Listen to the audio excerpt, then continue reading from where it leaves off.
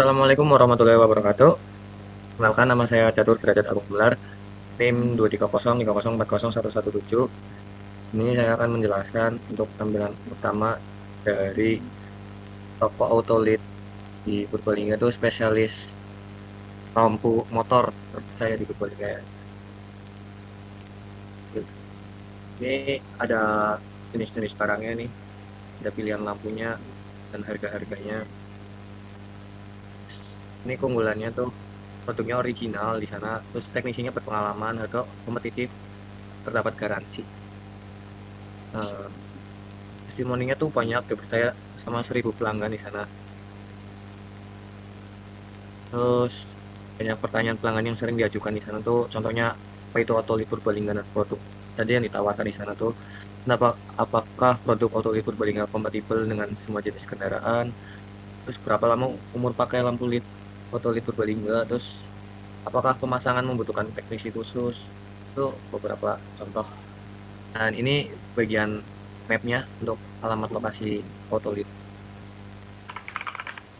Selanjutnya ke Oke, dashboard admin. Nah, ini di dashboard admin tuh kita bisa nambahin barang yang sesuai dengan toko. Misalnya ada barang baru tuh, kita isi kode barangnya. Terus nama barangnya tuh lampu jauh gitu atau lampu kata. Terus harga beli dari kisaran kita modal awalnya tuh misal 20 per itunya barang. Kita jual di toko 40-an lah. Untuk stok dikasih 25. Terus bayarnya tuh bisa dari asal Bandung. Nah, jadi tambahin ntar muncul di sini nih di riwayat barang di sini ada kodenya, nomor kode, terus lam namanya, harga, terus harga yang kita jual, stok, terus langsung ke transaksi apa ya? Jadi jumlah barangnya misal 5 gitu. Jumlah barang proses. Dan di sini tuh menjelasin apa barang kita yang dibeli sama pelanggan tuh ada 5. Tuh ada keterangan harga sama jumlah masukan. Ini masuk di riwayat barang. Terus di sini ada fitur delete buat delete transaksi itu barang yang udah selesai.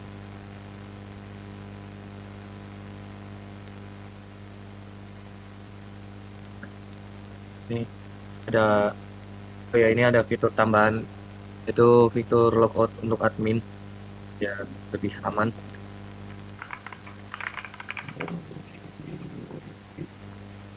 Maksudnya akan dijelaskan oleh teman saya.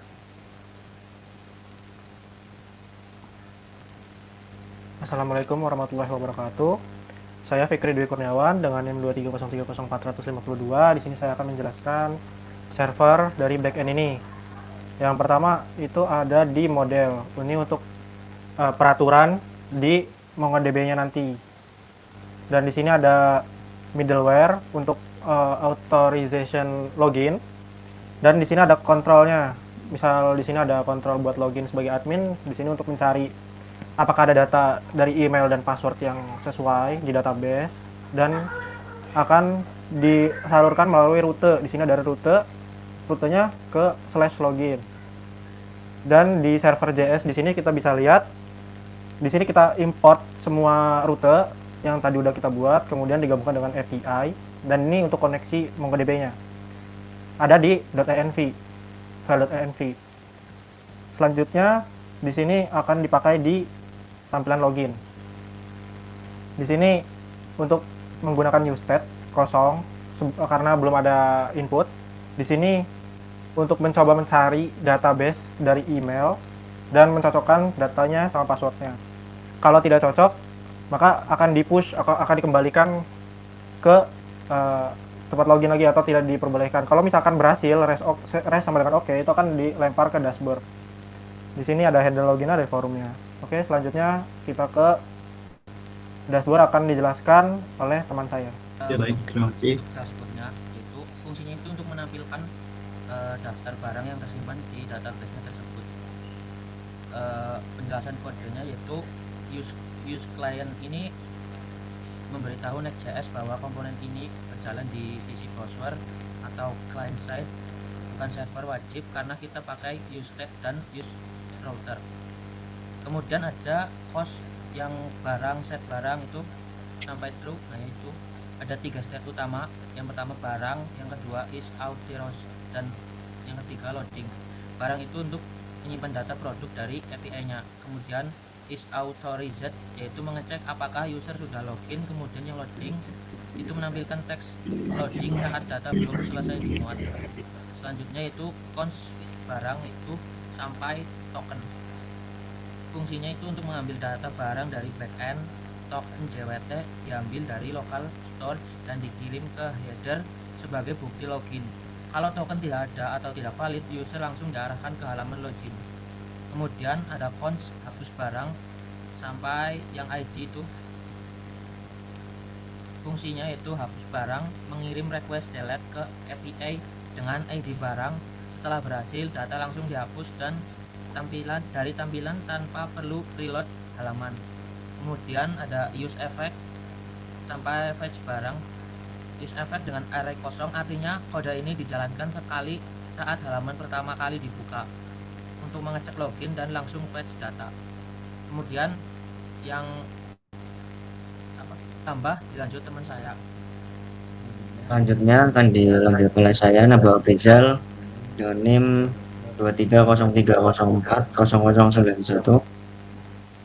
Maka pada halaman yang tambah halaman ini difungsi untuk form menginput barang baru ke database dari cons ke useStat itu pada setiap file punya stat sendiri. Nilai input user disimpan di stat ini secara real time lewat change. Selanjutnya ada validasi, itu memastikan semua input terisi sebelum dikirim ke server. Kalau ada yang kosong, muncul alert dan proses terhenti. Ada bagian yang body sampai supplier, itu data dikirim ke API dalam format JSON,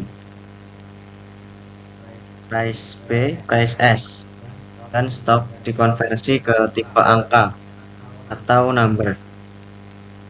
Karena input dari form terlalu berupa string,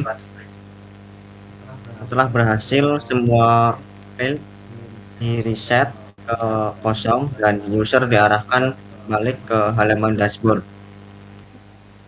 Baik, saya Muhammad Zaidan Sula dengan NIM 23030404103. Di sini saya akan menjelaskan terkait bagian transaksinya. Nah, dimana di sini ada useStat, yaitu digunakan untuk mengelola data, dan ada useEffect untuk menjalankan fungsi saat halaman dibuka. Ada useRouter untuk navigasi dan dialog dari handles UI untuk membuat model pop-up. Ya, terus di sini masuk ke function transaksi keluar base. Nah, di situ ada terkait variabel barang untuk menyimpan data produk, transaksi untuk menyimpan riwayat transaksi, terus ada card untuk menyimpan keranjang sementara, dan ada barang ID dan quantity untuk input user, dan open untuk mengatur model, serta ada loading submit untuk indikator proses. Ya, selanjutnya ada API, yaitu yang digunakan untuk mengambil token dari local storage, mengambil data barang dan transaksi dari backend API menggunakan promise all agar lebih cepat karena berjalan secara paralel. Terus di bawah lagi itu ada effect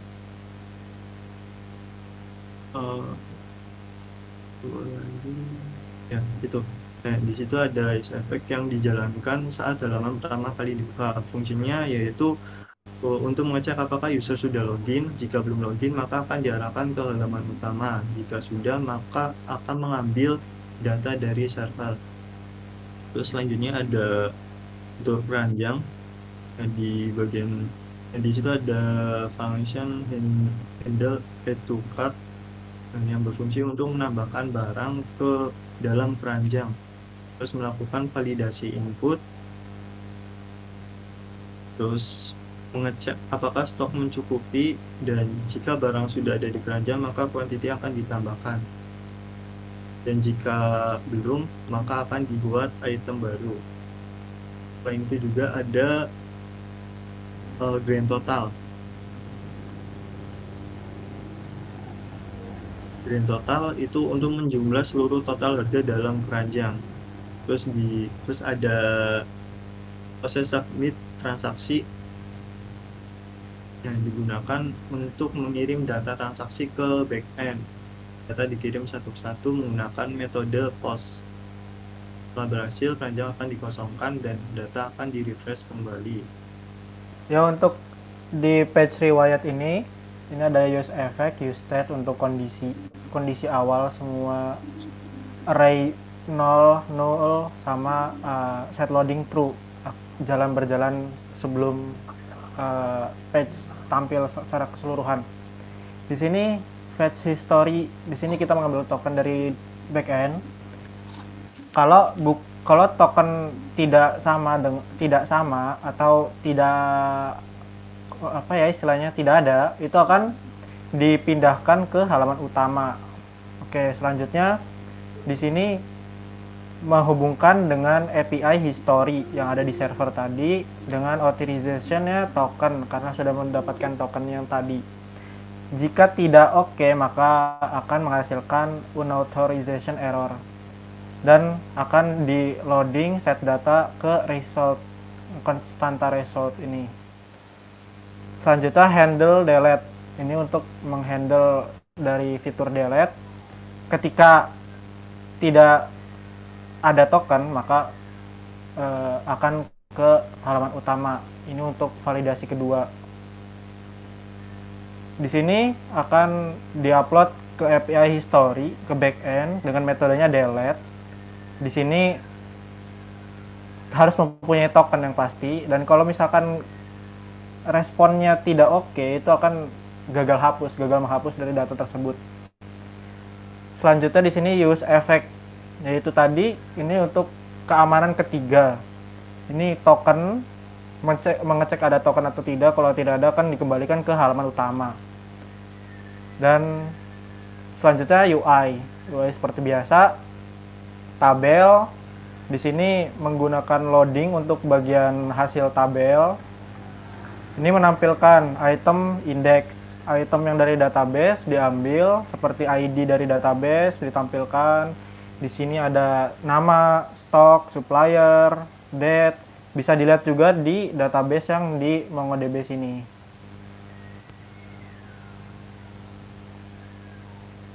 Aduh, nge-lag.